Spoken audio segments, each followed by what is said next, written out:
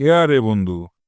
আচ্ছা, এখন ঘটনা হচ্ছে বউরে কেন খুশি রাখন যায় হন মতে তো বউরে বসত মাগিন না পারির মানে বুঝেন না পারির যে হত মানে ভালোবাসিয়েন বুঝেন না পারির কেন কি করতে মাই তো কিছু না বুঝির মাঝে মাঝে মন চার যে বাড়িঘর ছাড়ি দিয়ে রে এই বাসবাগানা তাই আরে গটর বান্ধিয়ে তাই এড়ে এই অবস্থা চলে যে কেন বুঝাইতেন চাই হোক কি করতাম আর একখান আমার সাড়ে শুনতালি দেশ ব্যাস, তোরও একটু সমস্যা না।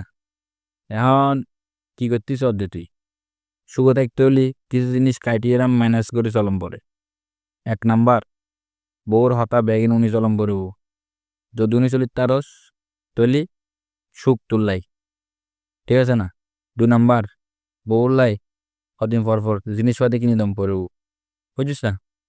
3 নাম্বার, বউর আত্মীয় স্বজনের নিজের আত্মীয় স্বজন বাম পড়ব। এইসব কিন্তু 100-তে 100 পালন কর। যদি 100-99 হয় তাহলে মোর ঘর তোলাই সুখ নাই। আর এভাবেই সংসারে বুদ্ধিমত্তা দিয়ে চলাইলে দম পড়ব। একটা কথা, মাথা সবসময় ঠান্ডা রাম পড়ব, রাম পড়ব।